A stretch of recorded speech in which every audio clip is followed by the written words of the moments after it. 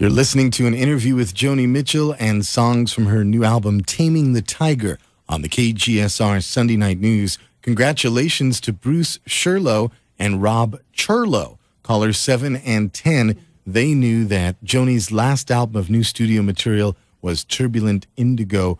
We'll have more copies of the new Joni Mitchell CD for you at the end of the interview, but we continue now on the KGSR Sunday Night News with Joni Mitchell. Joni, the song we just heard, The Crazy Cries of Love, was a collaboration between you and Don Freed.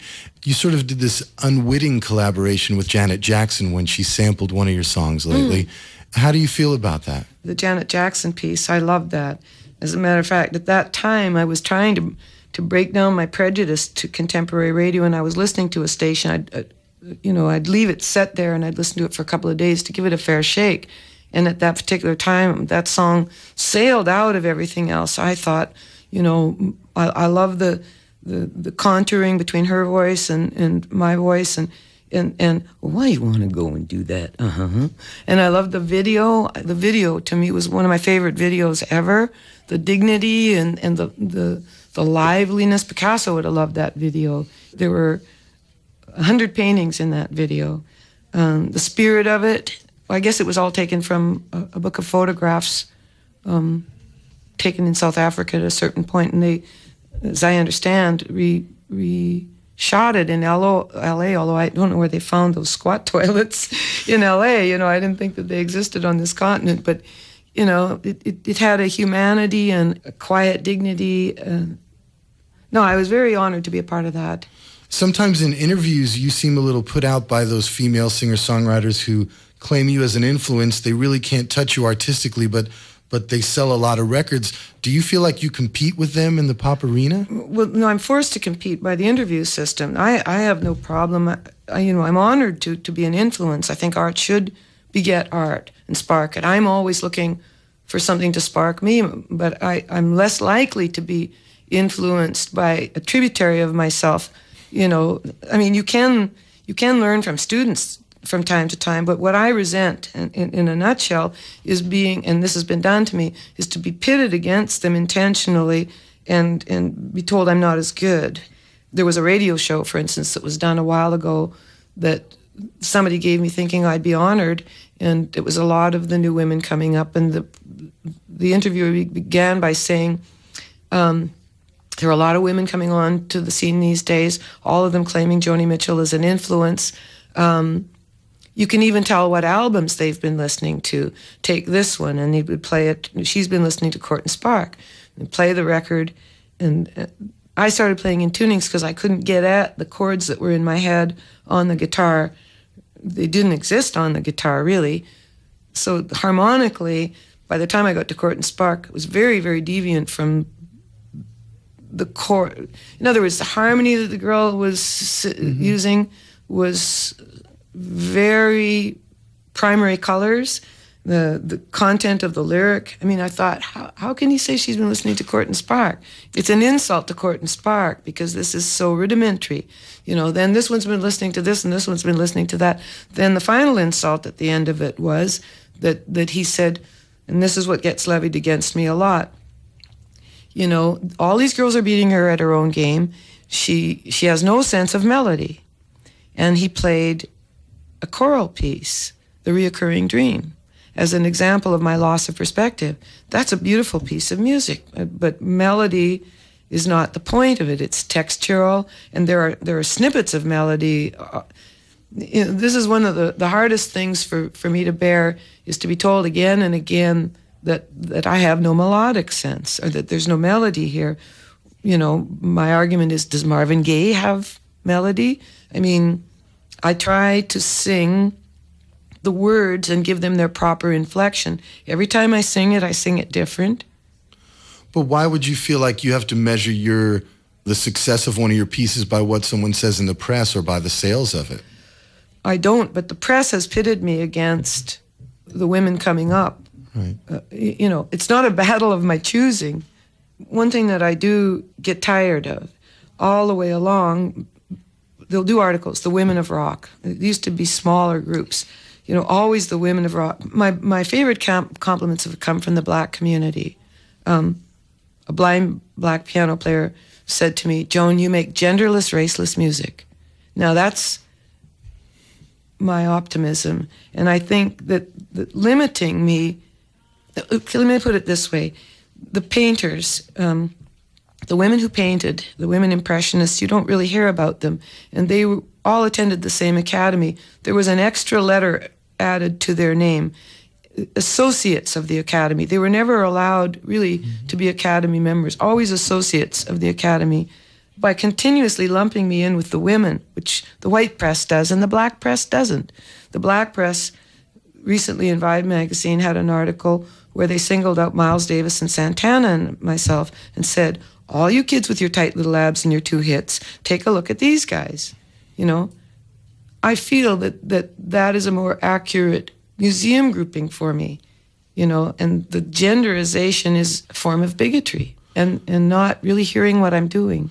As you said earlier, it's possible to learn from your students, but it does seem that your work is apart. It's not influenced by the contemporary music. My process of learning has been peculiar. I don't have the right kind of brain for an academic. I learn most intensely by admiration. If I admire something or am interested in something, I become very alert, and I take in a lot all at once, and it stores, and then it mulches, and it sifts down. You know, like when I went and sang in this review, I sang Stormy Weather, and when I heard the tape back, there's a Ray Charles lick in there. I swear to God. You know, I wasn't even aware I was influenced by Ray Charles, but for the better part of a bar, his presence is on me. There's a lot of Cab Calloway in Harlem and Havana, certainly a lot of Duke Ellington. Cab Calloway I absorbed as a pre-teener, pre-rock and roll, because there were a few clips of his that used to run as shorts in our home television station because they hadn't filled up with commercials yet. So the TV coming up from the States, which had this gap for commercials, we didn't have that many commercials up there yet, you know, so they'd fill it in with shorts. And Cab Calloway was one of them. So it surprises me every once in a while, like I'll hear, oh, listen to that. I know where I got that from. Because all the time I'm trying to be uninfluenced by anything, including myself, not to steal from myself. That's one reason why I invented the tunings. Because every time I twist and twiddle the strings into a new tuning, pain in the butt as it got to be in terms of performance, I am back to square one. The neck is completely foreign again, and I have to discover. I have to find the chords in the tuning. Astrologically, I just found out there's a book of birthdays. I'm born the week of depth and the day of the discoverer. So I have a need to discover because of astrological influence. There's a line in the song Taming the Tiger. You sing every disco poker chip, every song just a one-night stand. You describe some popular music as genuine junk food for juveniles, but pop music like that has always existed, hasn't it? Yeah, it has, but the difference has been radio, for instance. Let's take your field. When I lived in New York, I was on the road most of the time playing little clubs, and when I had time off and came back to New York, I would run into the house and I would turn on the radio, and disc jockeys back then were creative. If it was raining, the disc jockey was an audiophile, and he was hired for his talent and his scope, and he could play a rain piece by Charlie Parker. If his scope embraced some bubblegum, he could follow it up with that, so that, you know, you could have an afternoon of rain montage all over the place. I just don't like the segregation that has occurred for the sake of commerce to music. I don't like being told, you know, that this album doesn't fit any format, that music of this caliber doesn't fit into a format. I will not pander to a format. Does that mean I never get on the airwaves? If music of this caliber is being made, don't you think it's kind of a crime that it has no outlet that will accept it? You're listening to Joni Mitchell tonight on the KGSR Sunday Night News, a conversation recorded in Los Angeles September 9th, and songs from Joni's new album, Taming the Tiger. Joni, there's a beautiful self-portrait on the cover of Taming the Tiger. You're holding a kitty cat. It seems, especially on the new album, there's a couple of songs, Harlem and Havana and Love Puts on a New Face. They seem to share qualities with your artwork. Sometimes they're austere, other times they're kind of bright and bursting with color and imagery. Does painting offer you similar rewards as making music? Well, I'm a painter first, and a musician second, as it turns out. You know, I had impulses to create classical music when I was 7 and 8, but I had my love of it taken away by raps on the knuckles from my piano teacher saying, why would you want to play by ear when you could have the masters under your fingertips? So the impulse to compose in the community that I grew up in was thwarted, and it didn't come out for quite a while later. I switched to the guitar, mainly with no ambition to be in show business. As a matter of fact, as a teenager, I felt sorry for stars for their loss of privacy. I wrote a poem about it in high school. So I'm an odd candidate for celebrity in that I didn't practice in front of the mirror. I'm not addicted to applause. And I have a painter's ego and a love. I get a thrill of juxtaposing one color against another. I get a private rush. I'm an only child. It's a form of solitary play. If I put that color next to that color and add another color, I get a buzz. It's the same with music. I think I paint. I don't have any of the musicians' languages. I read as a child, but I let the reading ability go. I don't use it in the recording process. I don't, because I've fiddled around with the guitar so much that I'm not playing it normally anyway. The numerical language that some musicians have doesn't mean anything within my system, nor does the alphabetical system. I don't know what key I'm playing in. I'm a sophisticated ignorant is basically what I am. But there are people who can come in, listen to what I played, write it out, and follow it. My harmony is selected by my own interest in the same way that I would select to put that color next to that color. I think of myself as a painter who writes music. We are a society of specialists. Whitey basically went the way of the specialist, with the exception of the Italians. I think the Italians perhaps could recognize a Renaissance person, but for in Socrates' Utopia, you couldn't be a poet and a painter and a musician. You had to be one or the other, and it was actually against the law in his utopian just society. And I think that spills over so that you're not really taken seriously as a painter, which is fine by me because I've managed to keep the music pure anyway, even in the pop arena. I keep the creative juices going by switching from one to the other, so that when the music or the writing dries up, I paint. So you rest the ear a while and you rest the inner mind, because poetry takes a lot of plumbing the depths. I mean, the way I write anyway, it takes a lot of meditation, and sometimes you bang into boogeyman on the descent into some of these themes, So psychologically, I think that the switching from poetry to painting and back to music, there are three different psychologies, really. When you paint, you shut down the inner dialogue completely. You come down to synapses, and occasionally a voice like Robbie the Robot goes, red in the upper right-hand corner. It comes down to impulses. Poetry is almost insane. You have to stir up overlapping thoughts, chaos in the mind, and then pluck from it, without the painting to clear the head. I don't think I could do it. And the music is a true gift and has always been kind of soothing to me and not a problem. The poetry is psychologically dangerous, and the painting kind of balances it out. I was analogy between the colors of the paints and the different tunings that you use. How did these tunings develop? Well, I wrote my first song in standard tuning, Urge for Going, but I guess it's because of the stars. The guitar in the folk houses, the chords that everybody played sort of just sounded the same, and the chords that I heard in my head, you couldn't get off the neck, even with tremendous facility, and they just don't exist. The chords that I play, if you don't twiddle the strings, you don't get them. I've made the guitar kind of orchestral. It's down into the territory of the bass in some cases, and the chords are very, very wide relative to what guitar chords usually are. You couldn't get that without the tunings, but there were traditions of tunings. The Hawaiians, for instance, played in slack key, and I don't think they were usually major chords. The old blues guys tuned in banjo tuning, which is open G tuning, which is what Keith Richards plays in. He doesn't even play the sixth string on the guitar. He plays the guitar like a five-string banjo. Mm. So most of the old blues men coming from banjo to guitar, not knowing anything about Spanish tuning, tuned the guitar into open G. D modal, which is just a drop D. These tunings were kicking around in the coffee houses. There were about three of them.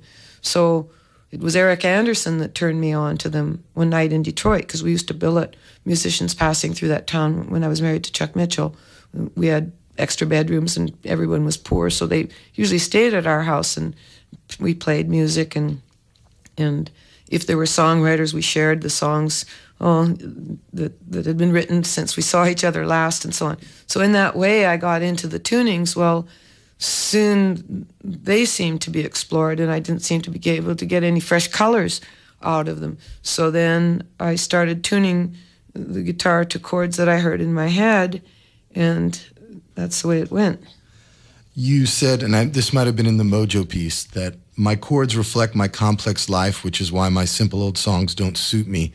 When you happen to hear one, do you ever feel like rediscovering them? I know you get this from your fans who've been with you from the beginning, but why couldn't you ever sing, say, A Little Green? First of all, my voice has changed. Secondly, the way I played guitar back then is completely foreign to me. You know, I have no idea how I did it. It's how I did it then. It's like, as a painter, if you ask Picasso to go back and paint like in an early period of his, I doubt that he could. You're moving forward and it's always evolving, and basically the reason I'm so unruly in this business is because I think like a painter, not like a musician, and I never wanted to be a human jukebox. I think more like film or dramatic actress and a playwright. You know, these plays are more suitable to me. I feel miscast in the early songs. They're ingenue roles. Mm-hmm. Well, I mean, it's interesting because maybe Bob Dylan or Van Morrison and Neil Young, they don't think like painters because they seem to have no problem playing those earlier songs. But their styles didn't change as radically as mine over time either. You know, it's not that difficult for them to go back, and overall, I mean, it haven't changed as much. And you had a chance recently to reassess your work when you issued the Hits album and then the Misses compilation. Did you feel like Misses was a way for folks to catch up with you if they hadn't been around for the whole ride, or to expose people to your more difficult pieces? It's hard to say what my reasoning was in the selection there, because most of my work was technically misses, you know. I mean, the hits is padded. I didn't really have enough hits to make a real hits album, really, by the hit parade measure. Right. But like Circle Game, which was never on the hit parade, was distributed through summer camps all across the North American continent, and, you know, was a hit. It was like Old MacDonald. It became... the same with Big Yellow Taxi. I turned on the TV one day, I was like dialing around, and I saw a woman holding an alligator. So I stopped, and there were a lot of New York inner city kids around her. It turned out it was coming from the Bronx Zoo. And she said, "This is Harvey, do you want to pet him?" And all these little grade 3 kids got up and looked at him, and then she held up a skin, you know, and she said, "And this is Harvey's brother, look what they did to him." And they went, "Oh." And then she said, "Let's sing a song." She picked up a guitar and she sang Big Yellow Taxi, and all these little rainbow of kids, little yellow kids and white kids and black kids and brown kids, started singing my song, and they knew, in grade 3, and they knew all of the words, and I wept, you know. So that was never a hit either on the hit parade, because back in the early days, it was hits were on AM, and I was an FM artist or an album-oriented artist, and you have to understand that there was. To go on to AM, you had to have a band. I couldn't find a band that could play my music till my 6th album, and when I did, it was a jazz band, you know, the LA Express. On the most recent tour that you did play Big Yellow Taxi, and you did play Woodstock. Did you feel like those were older songs of yours that still held something for you? Woodstock, oddly enough, because it should be kind of a curio about an event, still has a life for me. And Big Yellow Taxi is just kind of cute, you know.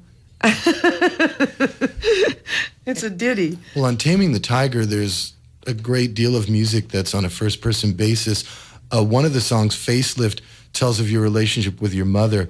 Was it easy to write such a seemingly naked song at this stage of the game? Well, I had no choice, because the fight that I had with my mother was so disturbing that I dwelt on it obsessively. I mean, it was a major family squabble.